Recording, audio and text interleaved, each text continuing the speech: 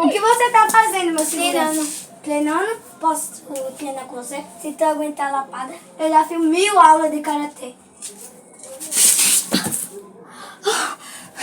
Não é isso que tem pai com o filho do presidente.